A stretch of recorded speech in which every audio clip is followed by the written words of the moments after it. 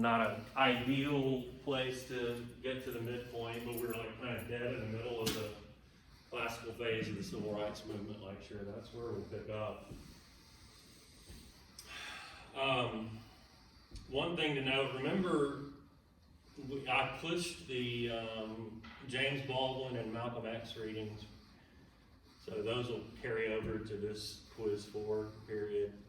What I'll do then, because I had you scheduled to read a couple of other things, if you look at the schedule, you'll see that there's excerpts from a court's opinion in a case that I worked on, and then a piece in the New York Times Magazine.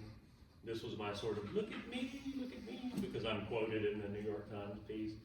Probably what I'll do is kind of just push that too, and just present that information to you in the public policy and politics lecture, so we can stay on track. What that may mean, and again, this will make sense if you happen to be looking at the schedule, is that I had us scheduled to watch 13th, the film about New Jim Crow mass incarceration, 13th Amendment. In here, what it may mean is that you'll just watch that on your own, and we'll have to use that class period to catch up. So just be aware of all of that while we're waiting on this to do whatever the hell it's going to do. I'll probably just go ahead and start if you don't necessarily have to have visuals, because it didn't seem like you guys were too keen on moving over here. I mean, it's kind of up to you. We can either wait on this to do its thing and I'll just start lecturing and you can take notes as such, or if you want to move just so we've got PowerPoint up and ready to go. What would you rather do? Stay put, raise hand. Move, raise hand. Okay, let's move. Oh, we gotta move. Where are you going to vote? You had your opportunity in this democracy to cast your vote. Nope, look at this. You lucked out. Let this be a lesson to you. Do not let your voice be silenced. And I tell you what, that's what I'm going to do in that public policy lecture, is just talk about voting rights. I mean, I've worked on these cases the last couple of years when it was a little bit under the radar. Now, the fact that they're trying to take your vote away is not even under the radar. They don't give a shit about hiding it anymore, and it's everywhere. So that's what we'll talk about in that politics and public policy lecture. Efforts of the state legislature in the fine state of Georgia and many other states to suppress the vote so that they can win. So look forward to that. Anyway, we left off right after talking about the events in Birmingham in the spring of 1963. And that's kind of where we'll pick up. I won't go back over what happens in Birmingham in '63. Hopefully you remember that was a SCLC campaign in coordination with SNCC and other organizations that exposed the violence endemic in segregation and the racial caste system there in Birmingham, that ended with a settlement where business leaders, white business leaders in the city, realized that all this negative publicity of fire hoses and police dogs and whatnot was bad for business, and so they agreed, okay, we'll take down the white and colored signs and we'll hire a few black clerks and whatnot. And Martin Luther King leaves the city and everything dies down. But you'll recall we talked about Fred Shuttlesworth, the local leader, and how he had pushed for a lot more, including desegregation of the city schools, which he continued to push for after King left in court, a federal court case, which would that fall finally see the schools of Alabama desegregated. Think about this. Do you remember what year was the Brown decision? No. Okay, I accept that answer. 1954. 1963, not one single black child had gone to school with a white child in the state of Alabama, and the same could be said for a number of other states throughout the South. But that would change that fall. But where we'll pick up is talking about some other things that happened that year. 1963, as you'll see here in a moment, was a pivotal year. A year in which a lot of things happened, many things began to change in some important ways.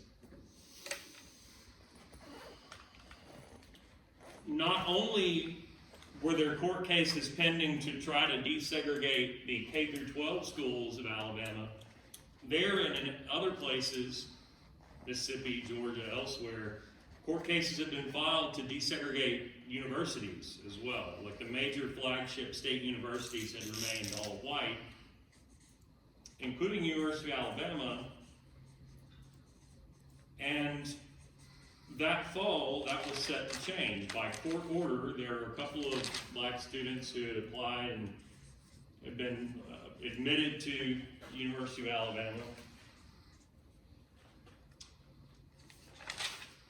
And the governor, a man named George Wallace, who ran as the sort of the segregationist candidate, because he knew that was what was on the minds of white people, decided he was going to make a big show of this for his own benefit. In any case, you can see here what we're talking about today is a shift in the movement away from the sort of King-esque or John Lewis or Diane Nash Baker-esque philosophy of nonviolence and civil disobedience, and towards something different, not necessarily towards violence for violence sake, but towards something that this man, Stokely Carmichael, articulates as black power. We'll talk about him, we'll talk about the Black Panthers there, we'll talk about Malcolm X, hopefully, assuming we get to any and all of them. So this is just right after the murder of Medgar Evers, right? I kind of took a step back. We're going to back up. We'll cover that again. Okay. So we just backed up right to, I just kind of reviewed the Birmingham campaign, and now we're at the stand in the schoolhouse door. Oh, yeah. So this will kind of, we covered this at the sort of tail end of last time. There you see Wallace, where he had stationed himself next to the shortest state troopers possible, so that he would not appear to be as short as he was. He appears to be blocking the entrance of these two black students to Foster Auditorium in Tuscaloosa at the University of Alabama. In reality, the Justice Department of the federal government had already seen to the students registering. So what Wallace was doing was, in practical terms, meaningless. But he had assembled a lot of the press to photograph this, to video it, where it looked like he was making this defiant stand for segregation. It's a charade, in other words. But it does get the desired media attention. It's viewed as a big deal. Oh my God, Wallace stood in the door, and it took the president, Kennedy, had to federalize the state National Guard and order the general in charge to order Wallace to step aside. And it's this symbolic moment of federal power versus state power or whatever. Even though, like I said, it was essentially a meaningless political charade on the part of Wallace. The significance for us is that it shocked, I think, enough people, including the president, that he had to go to the lengths that he did, that it sort of was the final push to Kennedy making a major announcement. Kennedy, historians I think would agree, didn't enter office as a guy who was going to go crusade for civil rights, but so much was happening on the ground. You know, black people and their allies were pushing in the streets and in the courts to where it pushed Kennedy into a more pro-civil rights stance. And finally, after this ridiculous episode, that evening he goes on television and gives a major address in which he says that the issue of civil rights in America was, quote, as clear, let me not screw this up, as old as the scriptures and as clear as the Constitution. As old as the scriptures and as clear as the Constitution. You have here the President of the United States equating the issue of civil rights to the Christian Bible and to the foundational Constitution of the United States of America. It's a big deal. No president had gone remotely that far up to that point. And bear in mind, Kennedy is a Democrat. His party, he's from Massachusetts, he's from the North, but his party remains in the South, the party of white supremacy. So when he says this, he immediately alienates a lot of people in his own party.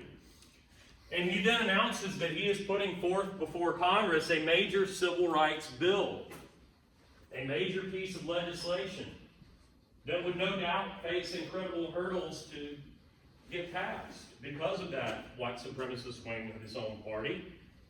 and perhaps meeting with resistance from many in the Republican Party at that time. In this speech, he also calls civil rights a moral issue, and he says people need to stand up for this on the moral side. Why that is key, and I address this in my book, is because up to that point, the people who had said, okay, we'll listen to the movement, we'll listen to a Martin Luther King or a John Lewis, white folks in the South that were saying that were saying it not because they admitted segregation was wrong, not because they admitted white supremacy was wrong. It's because, well, it's bad for business to have these protests, or, yeah, you know, I don't agree with what the courts have said, but, you know, I'm for law and order. You know, if the court speaks, I'm not going to defy a federal court. I'll do what the law says. I don't like it, but okay. And Kennedy says this is not the right stance to take. You need to stand up and say, okay, this is wrong, and we need to be on the side of right. So for him to call this a moral issue is a big deal. Well, evidently, not everyone was listening, because that very evening, the NAACP field secretary for Mississippi was shot dead in his own driveway in plain view of his wife and children, Medgar Evers, who had fought for the desegregation of the University of Mississippi, which had incited a white riot on that campus in Oxford, Mississippi, the previous year. Amid all of these events, major civil rights leaders, including A. Philip Randolph, who you may recall had planned to do this years before and had backed off, staged a mass march on Washington, D.C., where hundreds of thousands of people would descend upon the nation's capital in support of civil and voting rights, that stand against segregation and white supremacy. There would be major addresses, performances there at the feet of the Lincoln Memorial and the National Mall, including most famously the address of Martin Luther King in his I Have a Dream speech. But this is a sort of wake-up call to not only Kennedy, who is beginning, of course, to wake up himself, but also to members of Congress, that this is a mass movement. This is not a movement of just a few people. It's a strong showing. And then that fall, as I mentioned, due to federal court orders throughout the South, many schools would be desegregated for the first time under what we call freedom of choice. That is a few black students applying to go to previously all-white schools. And the courts finally, after 10 years of litigation since Brown, ordering school boards to allow this to happen.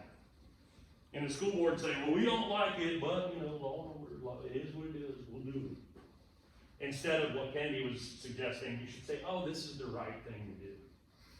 In any case, in Alabama, in local individuals in Birmingham, the mastermind of them being a man who had previously been widely known to have bombed numerous black people's homes when they moved into all-white neighborhoods in that city, planted a bomb beneath the side steps of the 16th Street Baptist Church there in Birmingham, which had been in that area. There's a park there across the street. It's where there's a civil rights museum there today. Was the kind of the hub of the protest earlier that year in the spring. And he later claimed, well, I didn't intend for it to go off on Sunday morning. Well, that's bullshit. It did. And it collapsed a part of the church building, and 4 young girls who were in the basement in the bathroom getting ready for Sunday school were killed.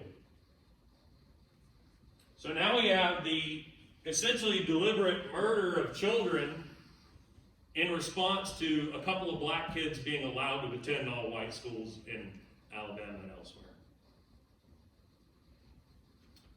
If previous events had not shocked the nation, and certainly this did, there's the rubble of 16th Street Baptist from the bombed out windshield of the car on the street there, the 4 young girls who were killed. And then Time magazine, featuring a stained glass window broken in the church there, and the visage of George Wallace in the front, suggesting that he bore some responsibility by hyping up white resistance and anger. And also at the same time, I mean, we have now historians have uncovered direct ties between Wallace and the people who perpetrated this act that he had deliberately stirred up so he could make a big deal out of his resistance to not only the desegregation of the University of Alabama, but also of the K through 12 schools. I don't want to get too deep into it because it's what I write about, and I'll go on and on and on. We won't cover anything else. But Wallace basically used the state troopers to try to prevent those kids from entering those schools, deliberately riled up a bunch of angry, violent white supremacists so that he could say, see, there's going to be violence. We can't desegregate the schools. Look what's going to happen. And so Time magazine is correct to suggest that Wallace bears direct responsibility for what happened to these 4 girls. Question? Is this the same event that was in that movie? We're getting there. And I can't remember, I watched some, I even wrote a review of it. I can't remember if it, early on, if it addresses this. Now, it definitely, of course, the Bloody Sunday attack on the marches across the bridge is kind of the centerpiece of that. But does it begin by looking at some of this stuff before it gets to all that? I think so. Okay. I think it had the bombing in the beginning of the movie. There you go. Yeah, that's got to be the same event then. Because Selma is a city a little bit further south in Alabama, and in 2 years' time, there's going to be a major campaign there that we'll address. I got to go back and watch that again if I've already forgotten. How do you write a review of something you don't even remember what's covered in there? In fairness, that's been some years now that came out. But yes, this is all from that same time period. Some scenes from the March on Washington. Of course, like I said, it's most famous for King delivering the I Have a Dream speech. What's interesting to me is that King had files and files and briefcase and filing cabinets worth of speeches that he'd given many times, and he had given the I Have a Dream speech before. This is not the first time he gives. This is not like a speech that was prepared for this occasion. In fact, he had prepared a different speech and had proceeded along that track when the gospel singer Mahalia Jackson, who I think I've talked about in here before, who had performed, was on stage behind him and said, and she'd heard the speech before, of course, and she says, well, just ad hoc, impromptu, says, well, tell him about the dream, Martin. And he hears this and goes, okay, well, we'll veer off towards that speech, which of course he had internalized. He didn't need notes for it or anything. And, the rest, I suppose, is history, because there was so much press coverage of this. People, of course, had never heard this speech before. Hear King talking about his vision of a future in which people heeded the words of President Kennedy and saw this as the moral issue that it was. John Lewis also spoke, young leader of SNCC that we've talked about in here before. What's notable about his speech is what wasn't in there. He had written and prepared a scathing indictment of the Kennedy administration and of the federal government in general, a very fiery, angry speech condemning the government for what it would not do, and they were like, other leaders were like, that's too much. Kennedy's finally coming around to our side. You're going to push him away. We don't want to be too critical. And it pissed John Lewis off that they were trying to sort of censor him, but eventually he does relent and kind of crosses out a bunch of stuff and rewrites some stuff. And today you can look up online the text of the original versus the speech he gives and kind of see how it was toned down. What's great about that photograph is the man to the back and right of him, our left, is Bayard Rustin. He was a close associate of King who was gay and had a past where he had been associated with the Communist Party of the USA. He was a major organizer of the March on Washington, but they didn't let him speak because at that time it would be too controversial for a gay man and a former communist to be one of the featured speakers. So you can tell that the organizers were trying to sort of mainline or mainstream this thing as much as they possibly could. Now, it's no mistake, I don't think, that all of those events, including a couple of others, will bring us to 1964 and the first of two major victories for the movement in the classical phase. Y'all know what happens that November of 1963? The church bombing was September, right as schools were about to open. And that was shocking to everyone. And then just 2 months later, an even more shocking event occurs in Dallas, Texas. And President Kennedy was assassinated by a communist sympathizer named Lee Harvey Oswald. His vice president at the time was a man from Texas who could not have been more different from Kennedy, Lyndon Johnson, who had a long history of serving in both the Senate and the House and sort of understood how to get shit done in Congress. And when Kennedy is killed and he becomes president, he commits himself to making sure that the legislation that Kennedy had proposed got passed. And that includes that Civil Rights Bill. Now, it might be in the very near future you're hearing the word filibuster a lot. Do you know what this is? So in our Congress, in parliamentary procedure, it has come to be the case, it's not something that's explicitly in the Constitution, but it come to be the case where in the Senate specifically, a minority, if a party is in the minority, they can still block the passage of something by simply getting up on the floor of the Senate and just talking. Because if they hold the floor, they can do so indefinitely per the rules of the Senate, and they can prevent something even coming to a vote. So right now, the Senate is split 50-50, right? I'm speaking of literally right now. But Vice President Harris is gets to vote as the head of the Senate, the president of the Senate, and provide the tie-breaking vote. So the Democrats have a 51-50 majority, right? But the Republicans can still block passage of something by simply holding the floor. Now, it used to be the case you had to literally get up there and speak. And you could, famously, Ted Cruz some years ago got up there and, just to be a jackass like he is, read Green Eggs in Ham. Doesn't matter what you talk about. Oh, yeah, right. Remember this? Mm-hmm. So you can just hold the floor and prevent something coming to a vote, and it never gets voted on, and it doesn't get to become law. And the thing is, to break that, you have to have a vote for what they call cloture. And a cloture vote requires a 2/3 majority. It requires 60 votes. And so, if you don't have a 60-vote majority, you can't just pass whatever the hell you want in the Senate because the minority can block it. Does that make sense? And they're about to do this. They're probably going to do this because the Democratic Party and the president want to pass a new Voting Rights Act and other legislation that they're going to probably do this on. Remember, when that happens, the last major time that this occurred was when Southern Democrats engaged in the longest filibuster in the history of the United States Congress to block passage of the Civil Rights Bill.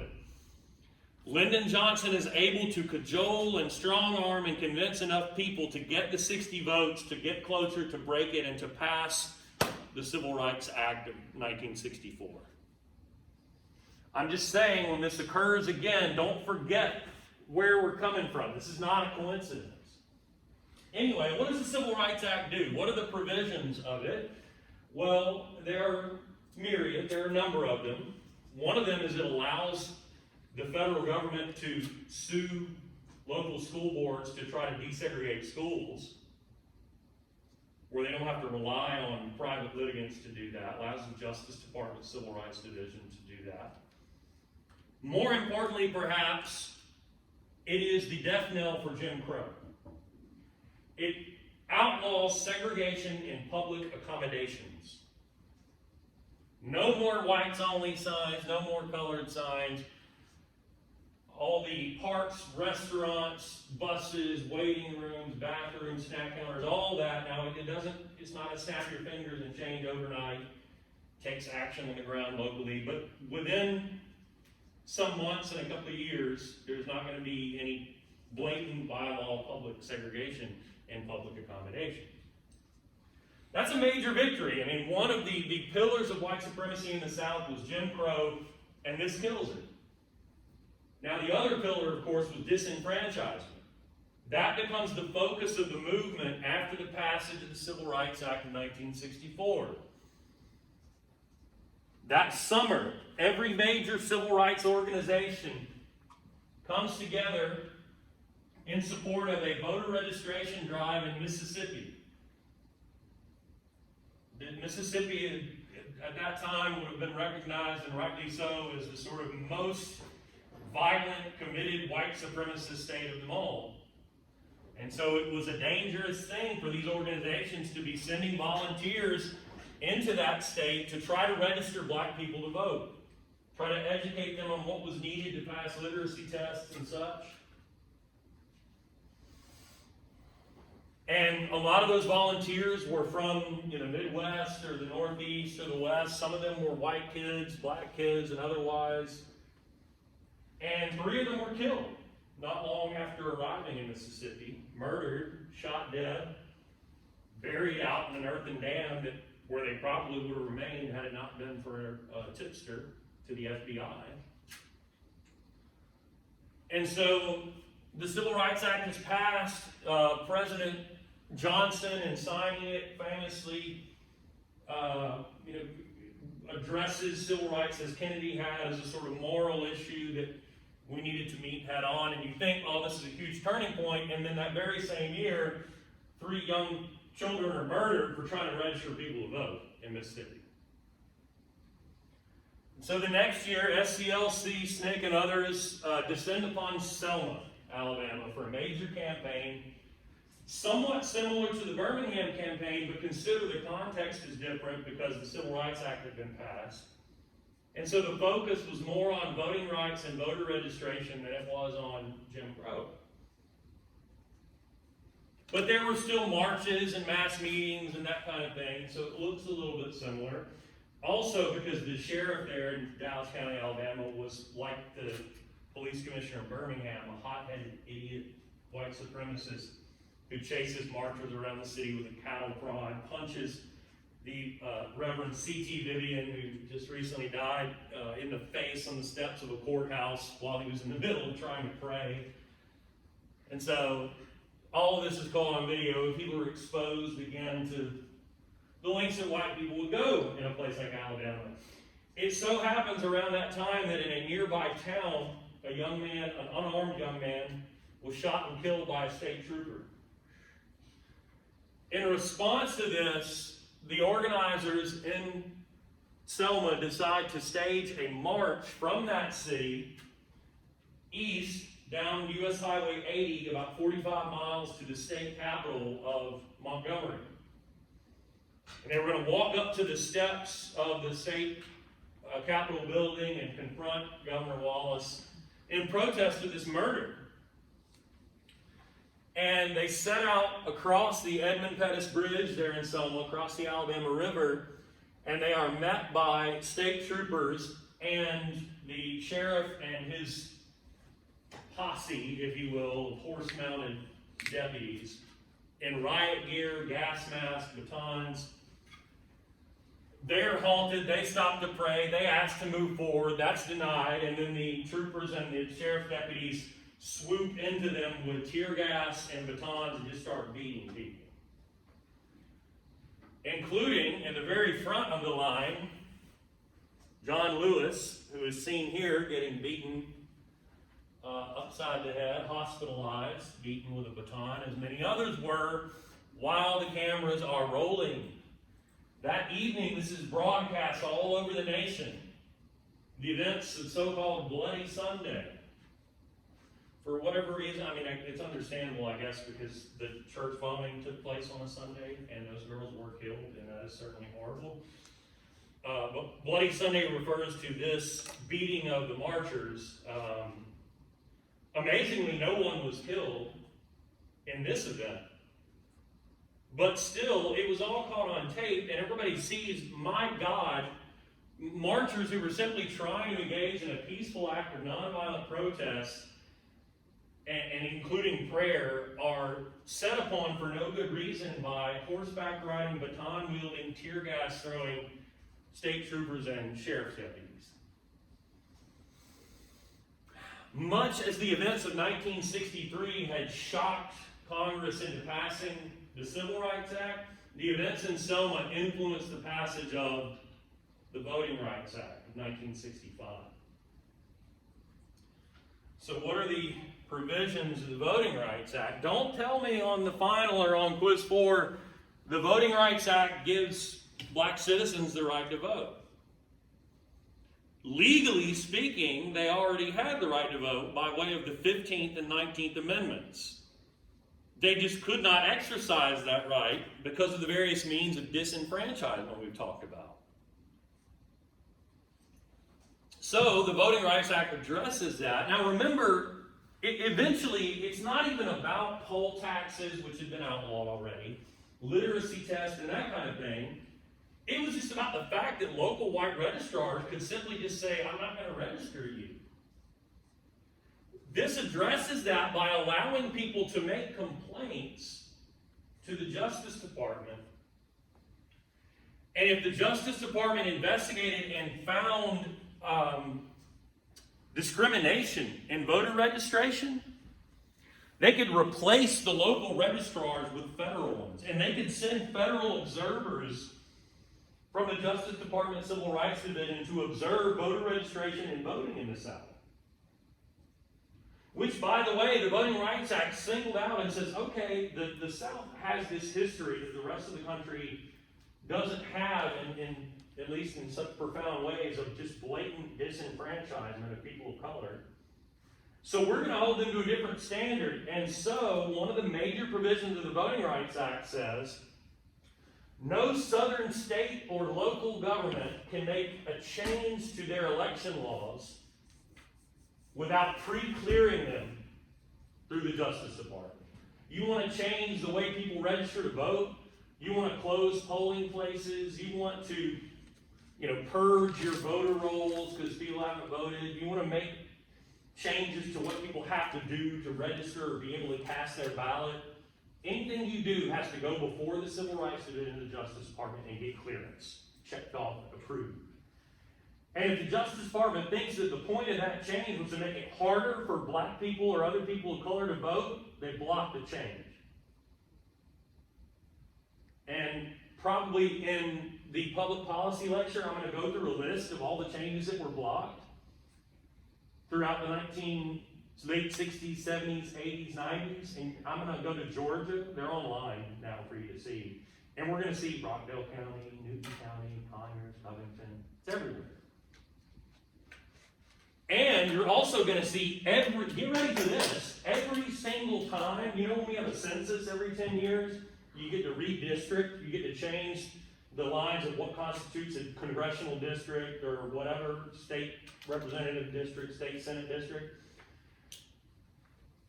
Every single time, every 10 years, it is clear that these southern states try to change those district lines to keep white people getting elected and prevent black people getting elected. Pack a bunch of black residents into this majority white district, right? Break up this black community to where it's split among 5 different districts. What they're about to do, I guarantee you, now that we're at a census point in redistricting, mark my words, the state legislature of Georgia will pack white people into the districts that just elected Lucy McBath and Carolyn Bordeaux in the northern suburbs of Atlanta because they're Democrats and they got elected with the votes of Latinos and black people and Asian people. And they're going to split those people into other districts and they're going to pack white people into that district. Per the Voting Rights Act, they would have to submit that redistricting plan and the Civil Rights Division would see that for what it is and say, nope, can't do that. But guess what? A couple years ago, white people in my home county of Shelby County, Alabama, filed a lawsuit that they won in the Supreme Court where they took this provision of the Voting Rights Act and eliminated it. And so no longer do those changes have to be pre-cleared by the Justice Department. So therefore, it is up to the NAACP Legal Defense Fund, the ACLU, and others to sue and hope that the courts rule in their favor because it's out of the Justice Department's hands. That provision of the Civil Rights, or the Voting Rights Act, is bull. It is no more. Thanks to the Supreme Court's decision in the case of Shelby County versus Holder, as in former Attorney General Eric Holder. I should have known I was going to get riled up in this lecture. This is harking back to the previous part of the classical phase lecture. You won't recognize these individuals because this is obviously many, many years later. But that is Attorney Fred Gray, who represented Rosa Parks, Martin Luther King, who shepherded all those school desegregation lawsuits through the courts in Alabama. And that is Bernard Lafayette, who rode with John Lewis on the pre-freedom ride and had that wonderful photo that you might remember where he's sort of side-eyeballing King, like where he's like, what is this guy up to? You remember this photo? If I didn't mention this last time, we had that honors speaker series that I've mentioned in here before. Lafayette's going to be our last speaker. So at the end of May, our last online speaker event will be Dr. Lafayette, and I'm obviously very excited about that. Let's see. There's Fred Gray. There he is with King. That's E.D. Nixon and Rosa Parks. That's Lafayette. I love that photo. Because SNCC had this sort of deep suspicion of King and were sort of critical of a lot of his strategy and whatnot. But anyway, that's me showing off and also pumping up the speaker series. So,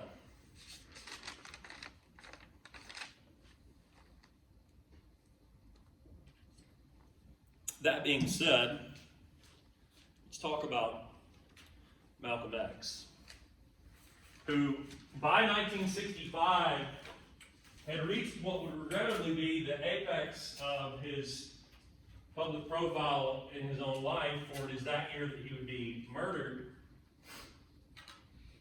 But certainly not the apex of his influence. He is a figure whose influence would grow, perhaps even exponentially after his death, as the movement shifts away from that King-esque, Lewis-esque philosophy of nonviolence and civil disobedience towards what Stokely Carmichael would articulate as Black Power. He was born, Malcolm Little was his name, in Omaha, Nebraska in 1925.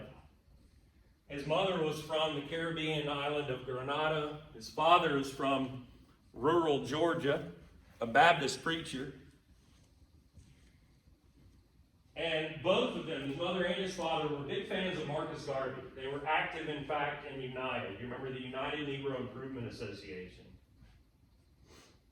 And because of that activism, they were targets of the harassment from the Ku Klux Klan, which led them to migrate out of the South. So they were part of the Great Migration. They moved first to Milwaukee, Wisconsin, and then to Lansing, Michigan, where they were also harassed there. They discovered the reality that I think we fail sometimes to acknowledge, that white supremacist violence was not something unique to the South. And so there, even in Michigan, in the Midwest, they were faced with that reality. In fact, Malcolm Little's father dies in what was purportedly a streetcar accident, but I think some suggest could possibly have been his murder that was covered up to look like a streetcar accident. His mother subsequently had a nervous breakdown and was committed to a mental institution, the significance of this being Malcolm Little grew up in foster homes. He dropped out of middle school. His white teachers had discouraged his dream of becoming a lawyer. So he lost faith in that dream in the education system and ends up eventually in Harlem in New York in the 1940s, where he became a hustler. Drug dealing, gambling, pimping, occasional robbery and whatnot, burglaries. He eventually gets sentenced to 10 years in prison. And while in prison, became an avid reader and aware of an organization known as the Nation of Islam, a black Muslim organization founded by a man named Elijah Muhammad.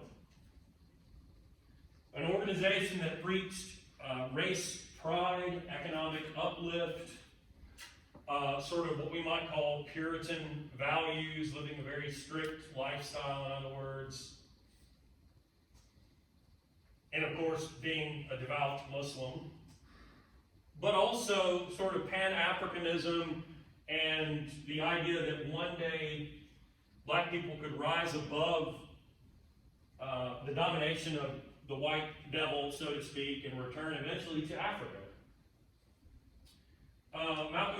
Malcolm Little, still at that time, began writing to Elijah Muhammad, expressing his interest in the organization.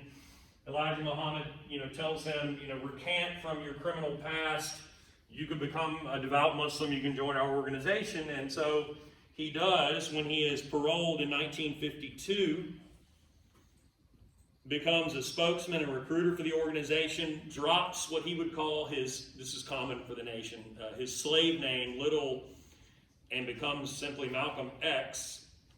The idea was that eventually your Muslim name would be revealed to you, probably an Arabic name or something like Elijah Muhammad's name.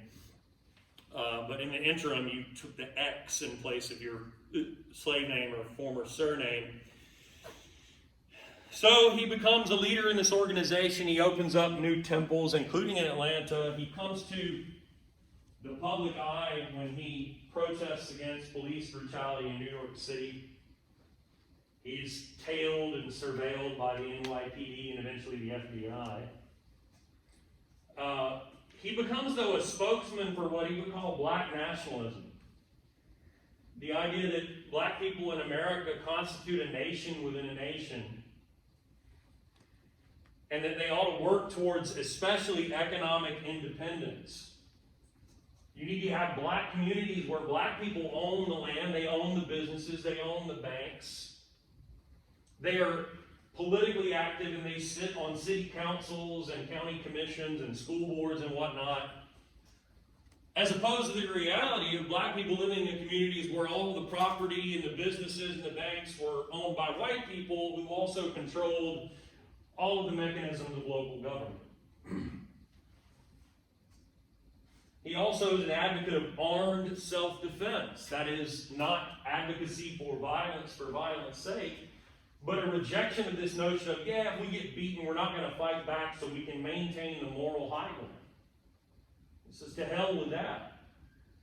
I'm fighting back, we will fight back, and we make no secret of that. He also preached the idea, culturally speaking, that black is beautiful. And that black is not a word that anybody should be ashamed of using. And in fact, acknowledging that the common word of the time, Negro, was denigrating and harkened back to slavery times and this idea that black people were somehow sort of docile, simple people. And then also served to separate African Americans, and that's not a term that was in wide use until the 1980s, but that using the word Negro served to separate African Americans from the rest of the African diaspora. But the word black would serve to include everyone in the African diaspora by contrast. So needless to say, Pan-Africanism is part of his message as well. Early on, he was a critic and rejected integration even. Remember, Marcus Garvey had this stance of separatism, that it wasn't necessary to integrate with white people.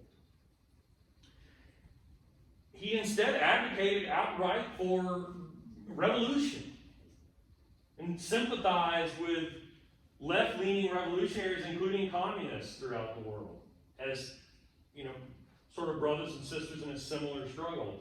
He was a huge critic of King, even though they got along. They were, I don't want to say they were friends, but they were associates who had a great respect for one another, but who had very different ideas about what they were doing. Maybe not so different as history has led us to believe, but it should be said that Malcolm X did criticize King and others as chumps and sellouts.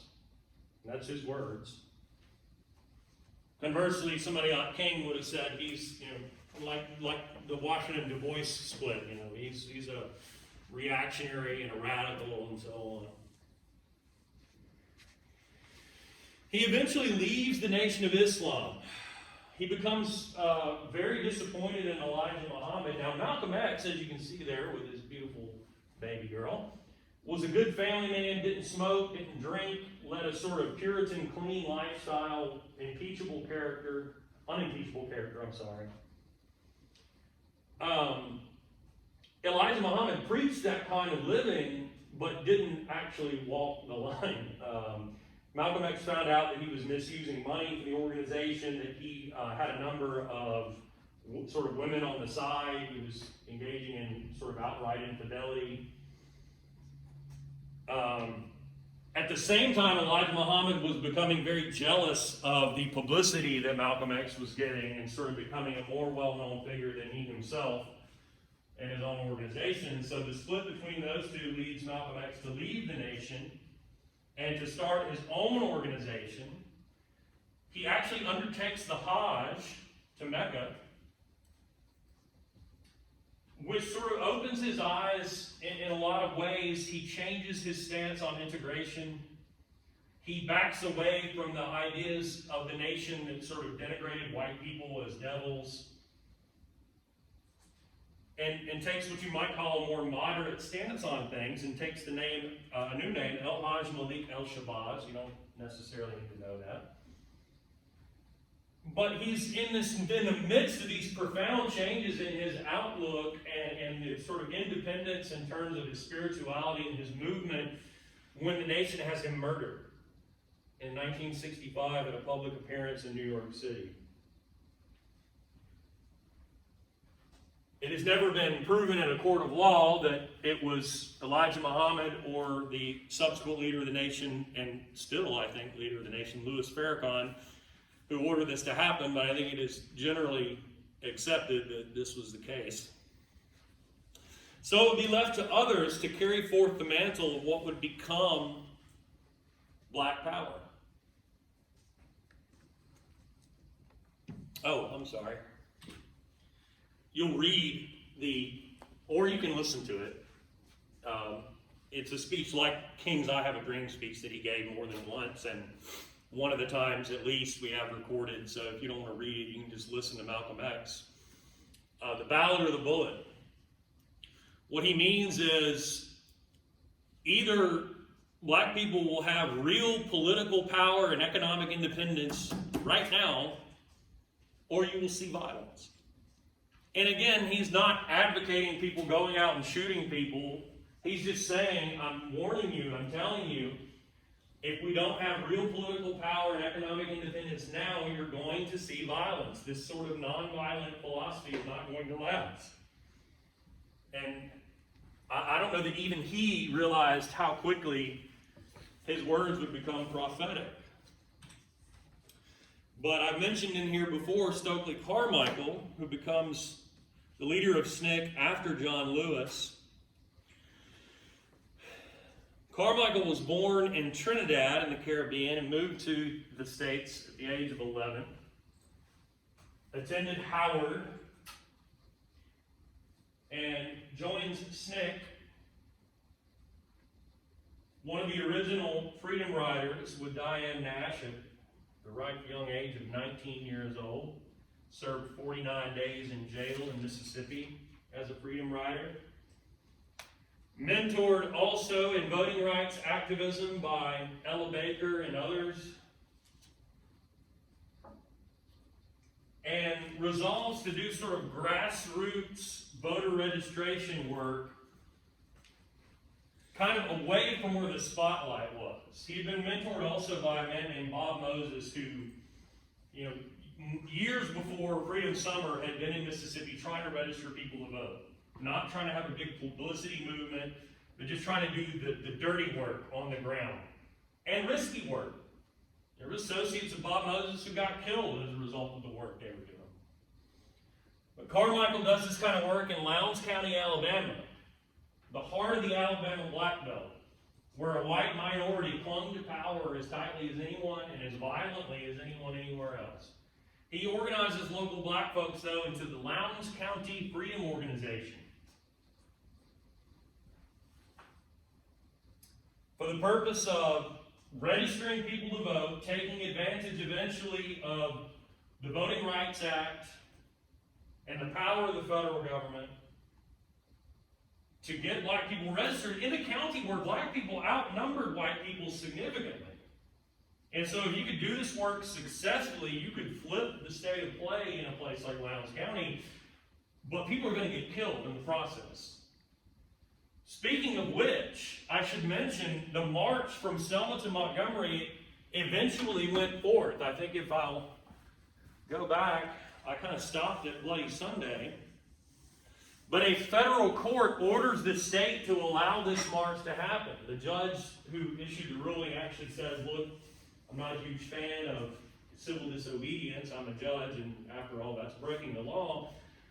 But when you have a profound injustice, you should sort of open it up and allow people to protest that injustice. And he orders the state to allow the march to go forward. So days after Bloody Sunday, they actually undertake the march.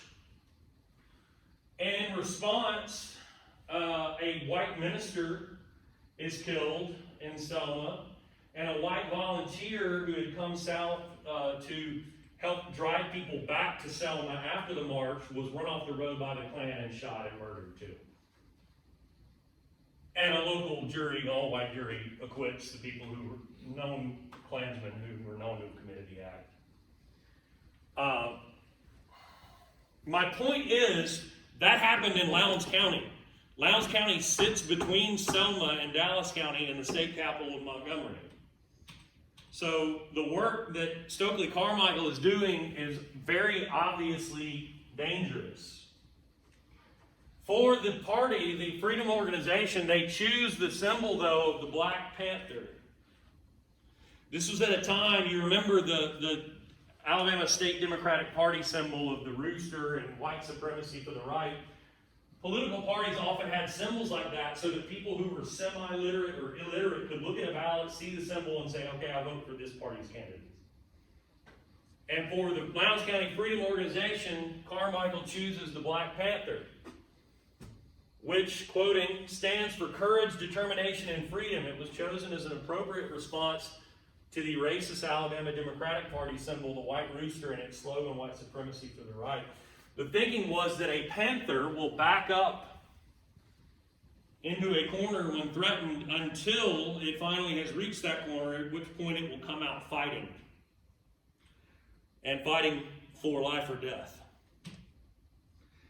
Obviously, that symbol will be picked up and used by other people later.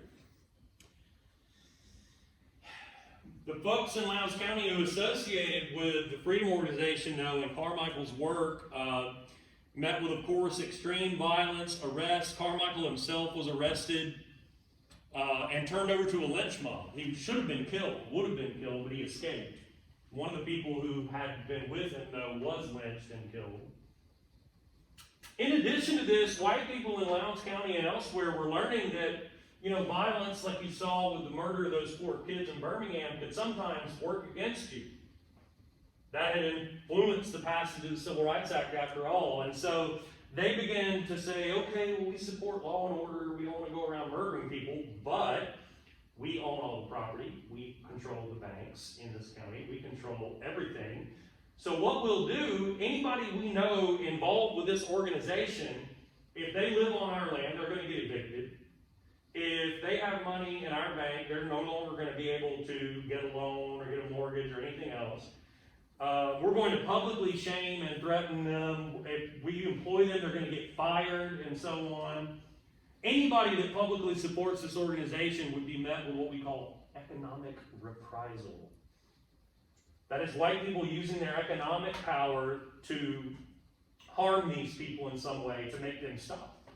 Firing them, denying them credit, evicting them from their land, and so on. What was that word again? Economic reprisal, I'll put it up here. So, realizing that you didn't have to murder people because sometimes that works against you. So instead, fire people, evict them, deny them credit, etc., and make them stop doing what they're doing.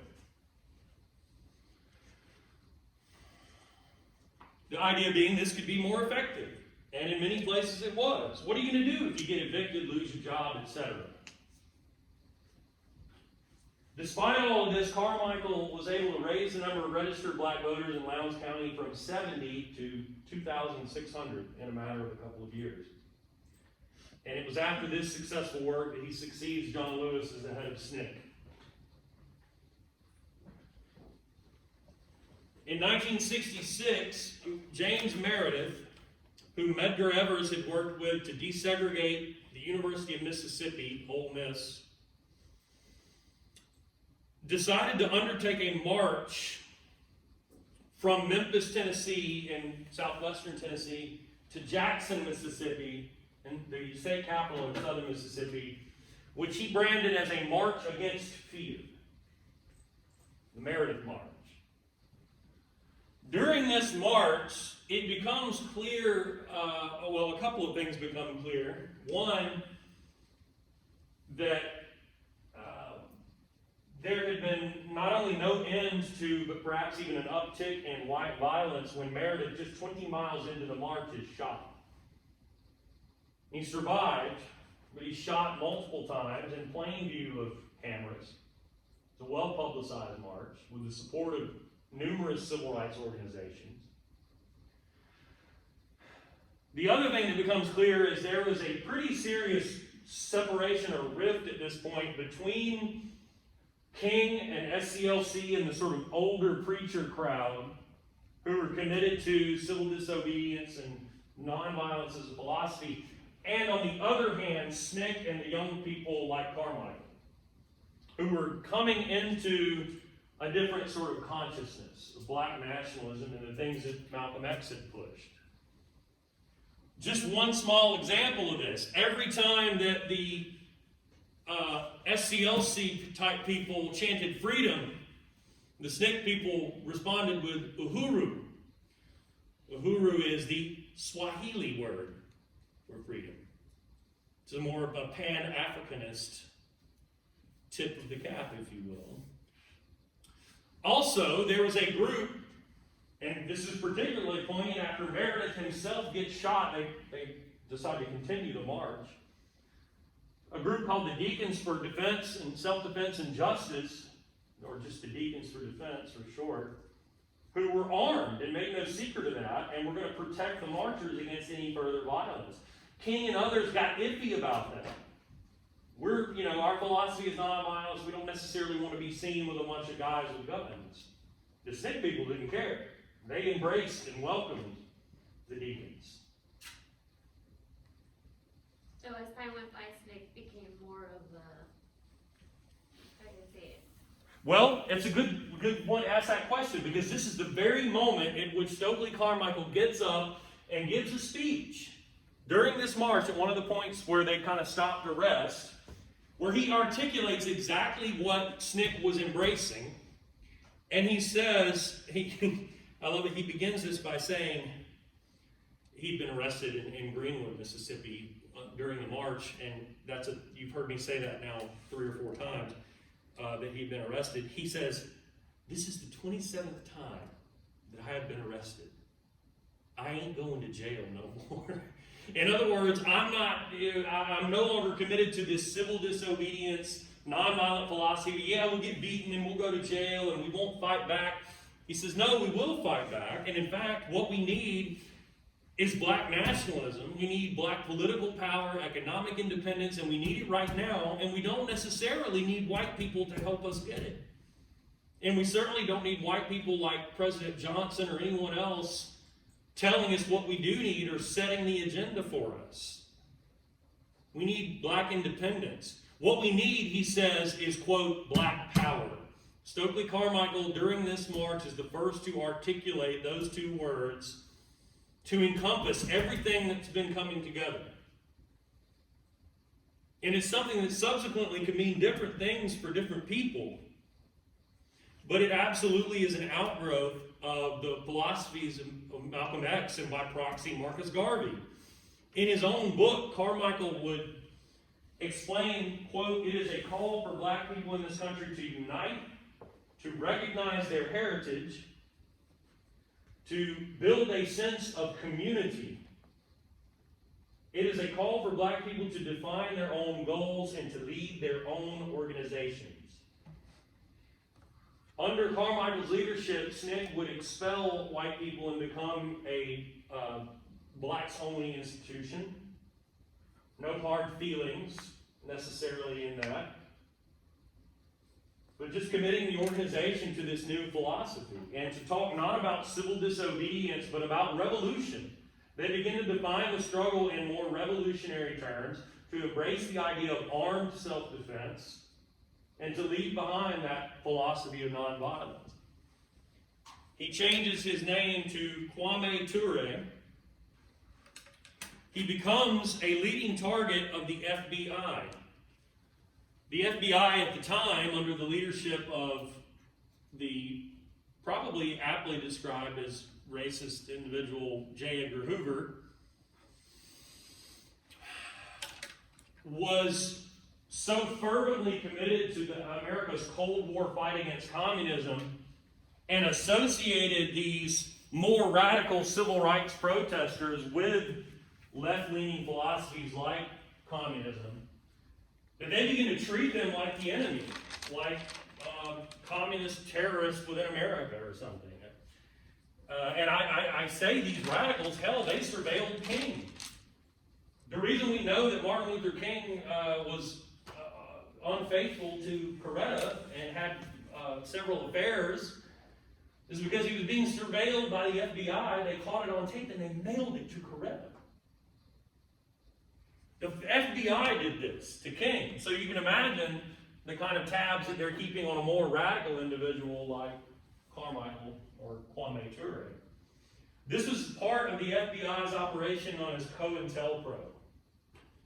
COINTELPRO was a unit of the FBI created specifically to harass civil rights and black nationalist, black power organizations. The activities of COINTELPRO, probably the most disgusting of which, beyond mailing tapes of King having sex with other women to his wife, is to stir up trouble between the organization I'm about to talk about in Oakland, California, the Black Panthers, and other groups that end up leading to them murdering one another because of rumors and shit and lies that have been spread by COINTELPRO, by America's own FBI.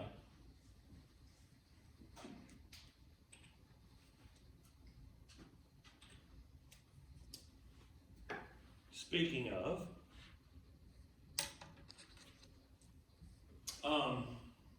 Black Power takes root not just in SNCC, but in other organizations as well.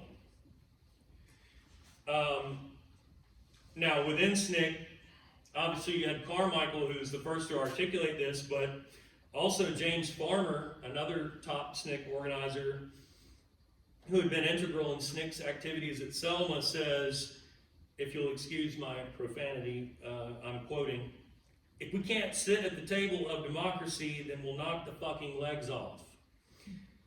Floyd McKissick is the leader at the time of CORE and follows the lead of Stokely Carmichael and SNCC and expels white people from CORE, declaring, quote, "There is no possible return to nonviolence." New organizations begin to emerge too, not just the Deacons for Defense, probably most famously, of course, the Black Panthers. Not a direct affiliation with the Lowndes County Freedom Organization, but certainly borrowing that symbol. Two young men in Oakland, California, which sits across the bay from San Francisco, Huey Newton and Bobby Seale, founded the Black Panther Party for Self-Defense. That's the full name. I think people forget that. They were students at a local college there in Oakland and part of a group that was trying to get a Black Studies department there at Merritt College in Oakland. Obviously not far, right across the bay from San Francisco State, where Jimmy Garrett and Professor Nathan Hare were getting that department established. The chief aim of the Panthers was to protect the black community in Oakland from the all-white Oakland police, who were indiscriminate in their violence and harassment of black people in black neighborhoods in the city. The Panthers adopted the sort of paramilitary style dress with the black leather and the berets, or the afro puffs, and sort of cultural black power, and made no mistake of their being armed. They would trail the police. This is in the days long before body cams, and long before cell phones. Given all the shit that we see happen all the time now with body cams and cell phones, can you imagine the shit that went down before that?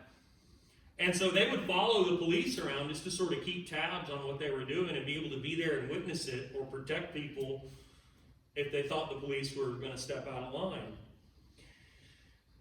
They issue a sort of 10-point program where they establish their philosophy as one of black nationalism and black power, committed to self-determination, full employment, better housing, better education, and of course, an end to police brutality.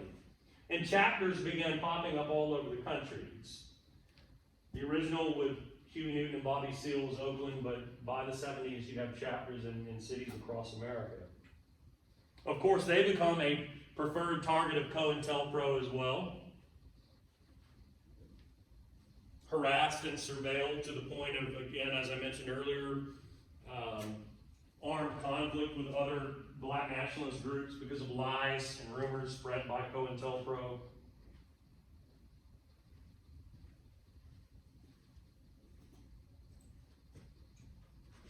Now, in terms of what I mean there, cultural black power, this could be any number of different things in terms of an embrace and a celebration of African cultural heritage. It could be the way you dress, the way you wear your hair. It could be the observance of Kwanzaa. It could be the embrace of the 7 principles of Nguzo Saba, articulated by Malana Karenga, as we've discussed in here before.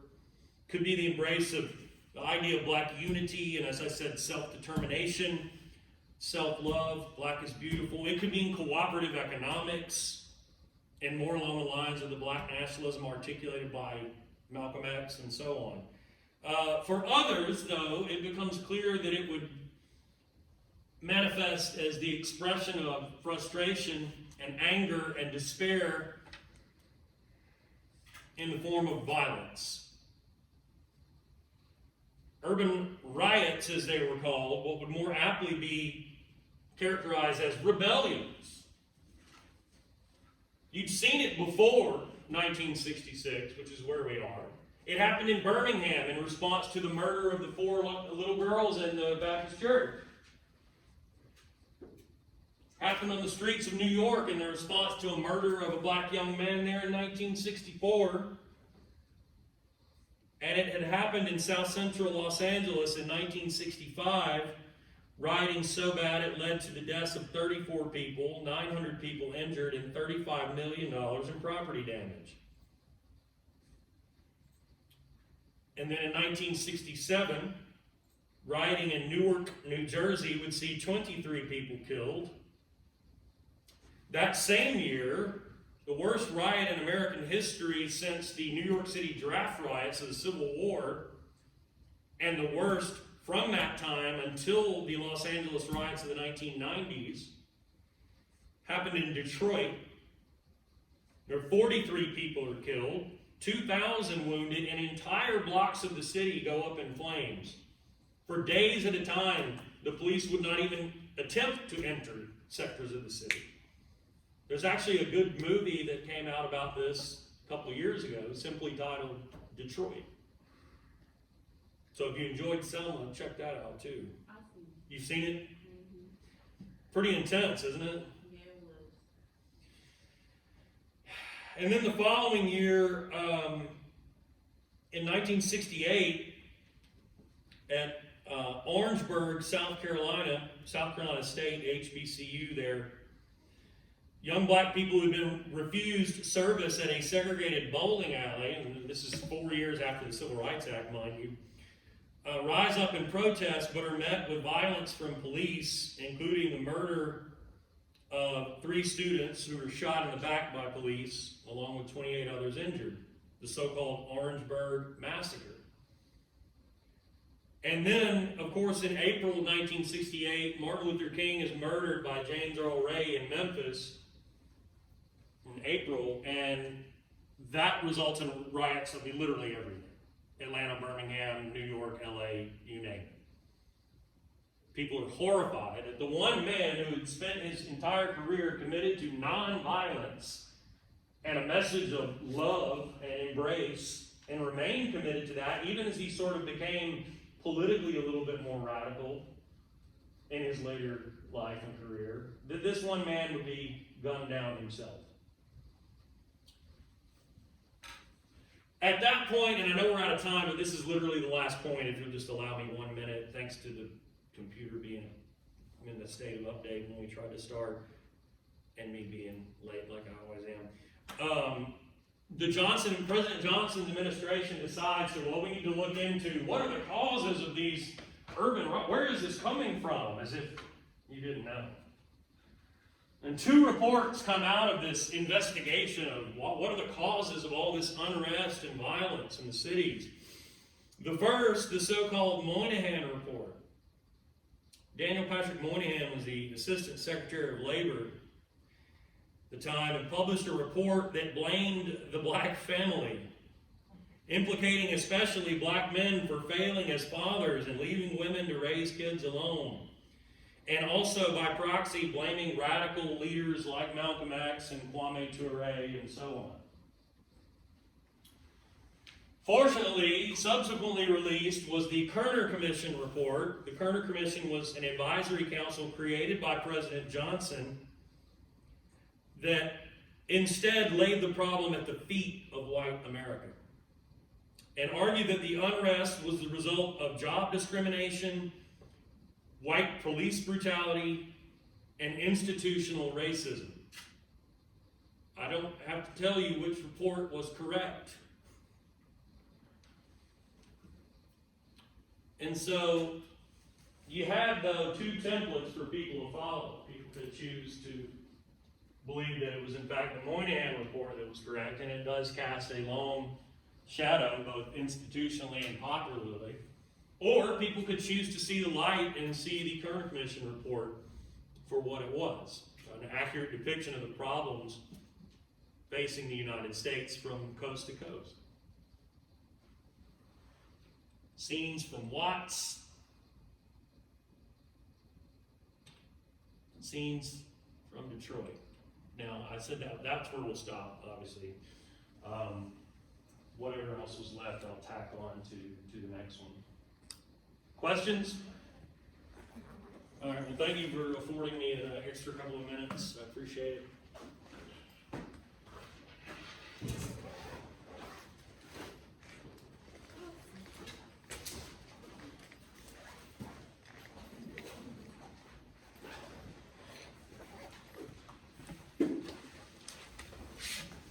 Uh-oh.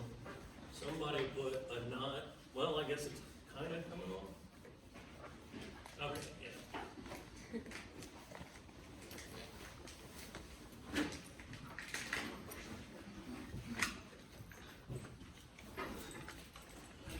Are you gonna speak about Black Wall Street?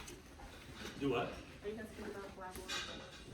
I should, and I will now that you've said so. Next time, for sure.